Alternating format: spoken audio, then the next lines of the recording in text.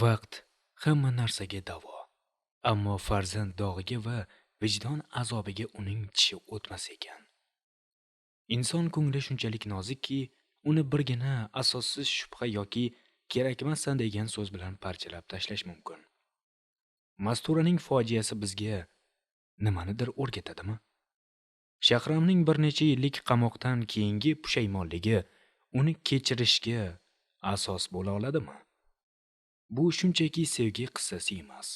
Bu sevgini egalik qilish deb bilganlarning achchiq qismati.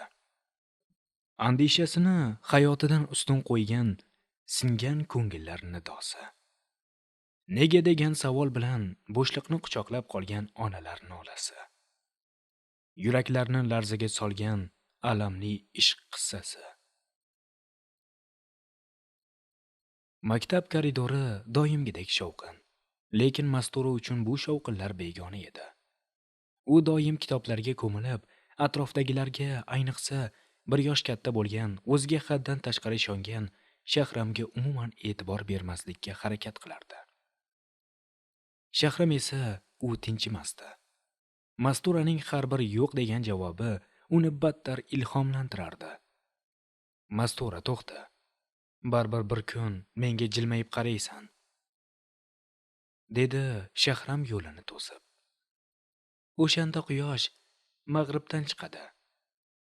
Mastura qovog'ini uydi-yu, lekin ichida g'alati bir iliqlikni his qildi. Bir kuni qishning oxirgi kunlarida darsdan so'ng Shahram uni maktab bog'ida kutib turdi. Uning qo'lida bittagina, lekin eng chiroyli atirgul bor edi. Men senga shunchaki do'stman demayman. Men sening har bir jahl qilishingni, har bir mag'rur qarashingni yaxshi ko'raman. O'sha kuni Masturaning g'ururi ilk bor biroz egildi. U yigitning ko'zlaridagi samimiyatni ko'rdi. Ular maktab hovlisida ilk bor uzoq suhbatlashishdi. Shahram uni uyiga kuzatib qo'yarkan, Mastura hayotida ilk bor o'zini himoyadagidek, kimgadir keraklidek his qildi. Ular hali bola edilar. Bahorning iliq kunlaridan biri edi.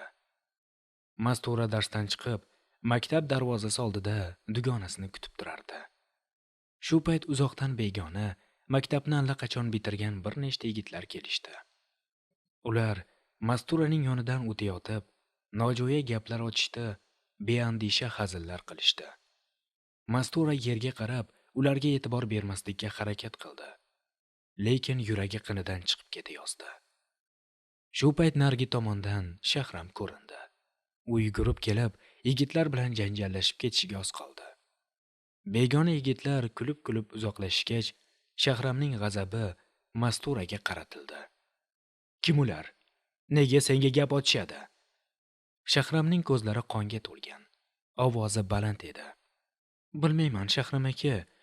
Shunchaki o'tib ketayotib, yolg'on gapirma. Bekorga kelishmagandir. Sen ularni taniysan. Ularga biror marta bo'lsa ham qaragansan. Shahram ishonchsizlik bilan uning bilagidan mahkam ushladi. Masturaning mag'rurligi bir lahzada g'ururga aylandi. Uning ko'zlariga yosh to'ldi. Lekin bu yoshlar qo'rquvdan emas, haqoratdan edi. Demak, siz menga shunchalik ishonasizmi? Men siz uchun ko'chada o'tgan-ketganga ko'z suzadigan qiz ekanman-da. Shahram javob berish o'rniga shubha bilan qarab turaverdi. Mastura uchun bu oxirgisi edi. U qo'lini siltab tortib oldi. Ishonch bo'lmagan joyda muhabbat bo'lmaydi. Bugundan boshqa yo'limni to'smang. Mastura ortiga qaramay ketdi. Ichidagi alam va g'urur uni uyga qadar to'xtashga qo'ymadi. Alam va xiyonat Mastura bilan janjaldan so'ng Shahram o'zini aybdor his qilish o'rniga mag'rurligi ortidan o'zi kim u menga shuncha noz qiladigan degan xom xayolga bordi. U Masturani jazolamoqchi, uni rashk olovi bilan kuydirmoqchi bo'ldi. Buning uchun esa eng past yo'lni, Masturaning eng yaqin dugonasi Go'zalni tanladi. Ertasi kuni maktab tanaffusida hamma ko'radigan joyda katta zalning o'rtasida Shahram Go'zalning yoniga keldi. Mastura uzoqdan ularni kuzatib turganini yaxshi bilardi. Go'zal, bugun darsdan keyin bo'shmisan? biror joyga borarmidik? Shahram atayin baland ovozda o'sha Masturaga aytadigan mayin ohangda gapirdi. Go'zal esa kutilmaganda hayratdan ko'zlari porlab, rozilik bildirdi. Mastura uchun bu sahna go'yo sekinlashtirilgan filmdek edi. Bu kechagina unga seni sevaman deb qasam ichgan insonning bugun dugonasi bilan kulishib turganini ko'rib, ich-ichidan qisilib ketdi. Lekin u Mastura edi, mag'rur qiz. U yig'lamadi, qichqirmadi, shunchaki o'sha tomonga bir marta sovuq nigoh tashladi-yu, sekin burilib ketdi. O'sha lahzada uning qalbida Shahramga bo'lgan hurmati butunlay o'ldi. 6 oy. Mastura uchun bu muddat har kuni pichoqsiz so'yilishdek o'tdi. Shahram bir kun kelib kechirim so'rasa, ikkinchi kuni yana boshqa bir qiz bilan kulishib yurar, go'yo Masturaga siz bo'lmasangiz ham dunyo yorug' degandek ishora qilardi. Har safar Shahramning yangi bir sarguzashtini eshitganda, Mastura ich-ichidan ezilsa-da, maktabda boshni baland ko'tarib yurishga harakat qilar, labida soxta tabassum bilan yashardi. Lekin inson qalbi temir emas. Oxirgi tomchi Shahramning navbatdagi uchrashuvi haqidagi xabarlar bo'ldi. Mastura uyga kelib, ko'zguga qaradi. Ko'zlari yoshdan qizargan, lekin nigohida qat'iyat paydo bo'lgandi. "Yetar", deb pichirladi u. "Bu azobni o'z qo'llarim bilan tugataman." Aynan o'sha oqshom onasi xonasiga kirdi. "Qizim, anavi qo'shni qishloqdagi yigitdan yana xabar keldi. Oila nasibi, yaxshi yigit, nima deysan? Doim rad etarding, balki bu safar uchrashib ko'rarsan." Masturaning qulog'i ostida Shahramning boshqa qizlarga aytgan gaplari, uni kamsitgan ishonchsizligi va xiyonatlari jarangladi. Jahl, alam va o'ch olish hissi uning aqlini egallab oldi. "Roziman, oyi.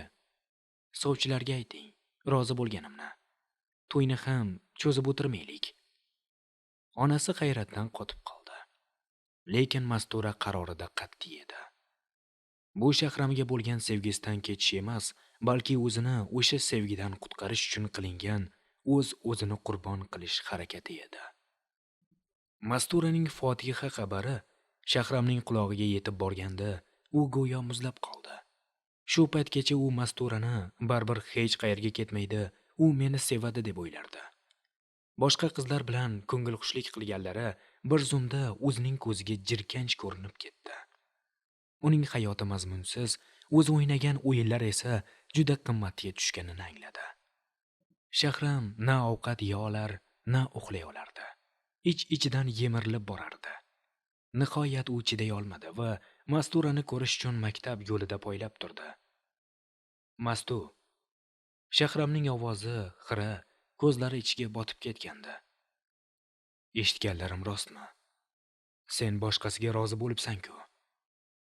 Mastura to'xtadi, lekin unga qaramadi. Uning yuzida g'alati bir xotirjamlik, lekin ko'zlarida cheksiz qayg'u bor edi. "Ha, rost. Endi kech. Bekor qil." Shahram uning qo'llaridan tutib, deyarli yolvordi. "Men xato qildim, tan olaman. Seni qizg'onganimdan, alamimdan shunday qildim. O'sha qizlar menga kerak emas. Faqat seni sevaman. Nima desang qilaman. Faqat Fotihani qaytar." Mastura sekin qo'lini tortib oldi. Uning mag'rurligi endi jahl emas, balki umidsizlikka aylangan edi. "Siz men uchun eng yaqin inson edingiz. Lekin siz hamma narsani o'z qo'lingiz bilan vayron qildingiz. Endi ikki oilaning o'rtasida so'z borib turibdi. Men ota-onamning boshini egolmayman. Siz kech qoldingiz. Naq 6 oyga kech qoldingiz." Mastura unashtirilgan yigit, Sardor to'y xarajatlari va kelajak poydevori uchun Rossiyaga jo'nab ketdi. Qishloqda esa Mastura uning xati va qo'ng'iroqlarini kutib, o'zining baxtsizligiga ko'nikishga urinib yashardi. Aynan shu bo'shliq Shahram uchun oxirgi imkoniyat edi. Shahram endi avvalgidek masxarabozlik qilmas, ko'chada boshqa qizlarga qaramasdi. Uning diqqat e'tibori Masturaga qaratilgan. U qizning har bir qadamini kuzatar, unga yordam berish uchun imkon qidirardi. Bir kuni kechki payt Mastura do'kondan qaytayotganida Shahram uning yo'lini to'sdi. Lekin bu safar u janjal qilmadi, balki ovozda titroq bilan gap boshladi. Mastu, u uzoqda seni sog'inch bilan yolg'iz qoldirib ketdi. Men esa shu yerdaman. Har bir nafasimda sening isming bor. Bilaman, u yigitni sevganingdan emas, menga achchiq qilib rozilik bergansan. O'zingni ham, meni ham bir umrlik do'zaxga mahkum qilma. Mastura to'xtab, chuqur tin oldi. U ishlashga ketdi. Bizning kelajagimiz uchun. Siz faqat o'zingizni o'yladingiz. Yo'q. Shahram uning yo'liga tushib, ko'zlariga tik qaradi. Men o'zgarganman. Ishonmasang, mana, pichoqni oldi, ko'ksimni tilib ko'r. U yerda sendan boshqa hech kim yo'q. O'sha Sardor kelguncha hali vaqt bor. Fotihani qaytarishning yo'llari ko'p. Agar ota-onang rozi bo'lmasa, seni olib qochib ketishga ham tayyorman. Faqat bir marta ha degan. Masturaning g'urur devori qulash arafasida edi. Shahramning bu qat'iyati, uning ko'zlaridagi sog'inch va Sardorning uzoqligi qizning qalbini ikkiga bo'lib tashladi. U Shahramni hali ham sevishini ich-ichidan his qildi. Lekin Fotiha degan og'ir yuk uni yerga bosardi. Mastura o'zini qancha tiymasin, baribir Shahramning samimiy va yonib turgan ko'zlariga qarshi tura olmadi. Bir paytlar maktab hovlisida boshlangan o'sha beg'ubor tuyg'u endi taqiqlar va sirlar bilan aralashib, yanada kuchliroq alanga oldi. Ular qishloqning chekka bog'larida oy nuri ostida yashirincha ko'risha boshlashdi. Har bir uchrashuv Mastura uchun ham baxt, ham ulkan qo'rquv edi. Shahram aka, agar bilib qolishsa nima bo'ladi? Men o'laman. Mastura titroq qo'llari bilan Shahramning bilagidan tutardi. Hech narsadan qo'rqma. Endi seni hech kimga bermayman. O'sha paytlar sening qadringga yetmaganim uchun o'zimni har kuni qarg'ayman. Endi faqat sen va men bormiz. Shahram qizning peshonasidan mayin o'pib, uni tinchlantirishga harakat qilardi. Bu uchrashuvlarda Shahram haqiqatdan ham o'zgargandek edi. U Masturaga yashirincha xatlar yozar, u yoqtirgan eng nodir kitoblarni topib kelar, hatto uzoqdan bo'lsa ham bir marta ko'rish uchun soatlab qizning ko'chasi boshida turardi. Mastura esa Rossiyadan kelayotgan Sardorning qo'ng'iroqlariga tobora sovuqroq javob bera boshladi. Uning yuragi butunlay Shahramga tegishli edi. Lekin bu sirlar qishloq sharoitida uzoq yashirin qolishi mumkin emasdi. Kimdir uzoqdan ularning qorasini ko'rdi, kimdir shubha qila boshladi. Shahramning ichidagi o'sha suyuq tabiati va xudbinlik butunlay yo'qolmagandi. U Masturani sevishini aytsa-da, qizning o'z ixtiyori bilan Fotihani buzishiga ko'zi yetmadi. Shuning uchun eng xatarli va qabih yo'lni tanladi. Fakt bilan sindirish. Uchrashuvlarning birida Shahram sekingina telefonini chiqarib, Mastura bilan yonma-yon tushgan suratlarni oldi. Mastura buni shunchaki esdalik deb o'ylagan edi. Biroq Shahramning rejasi bo'lakcha edi. Kechasi Shahram Rossiyadagi Sardorning raqamini topib, unga qo'ng'iroq qildi. Sen u yoqda pul topaman deb yuribsan. Bu yoqda esa sening unashtirilgan qizing men bilan bog'larda yuribdi, dedi Shahram sovuqlik bilan. Sardor avvaliga ishonmadi. Uni so'kib tashladi. Lekin Shahram kutilmagan zarbani berdi. Ishonmasang, hozir senga sovg'a yuboraman. Bir necha daqiqadan so'ng Sardorning telefoniga Mastura va Shahramning tunda bir-biriga juda yaqin turgan rasmlari tushdi. Bu rasmlar har qanday so'zdan balandroq baqirardi. Sardor uchun bu nafaqat xiyonat, balki erkaklik g'ururining oyoq osti qilinishi edi. Ertasi kuni tongda Masturaning uyiga Sardorning ota-onasi oq Fotihani qaytarish uchun emas, balki qattiq haqorat va janjal bilan kirib kelishdi. Fotiha qaytarilgan kun Masturaning xonadoni uchun go'yo qiyomat bo'ldi. Sardorning yaqinlari rasmlarni ko'rsatib, hamma narsani yer bilan yakson qilib ketishdi. Uyda qabrdek sukunat cho'kdi. So'ngra bu sukunatni otasining g'azabli ovozi va akasining hayqirig'i buzdi. Men seni shuning uchun shuncha o'stirib, odam qatoriga qo'shdimmi? Otasi Masturaga qo'l ko'tarmadi. Lekin uning nafrat bilan boqishi har qanday kaltakdan qattiqroq botdi. Endi qishloqda qanday bosh ko'tarib yuraman?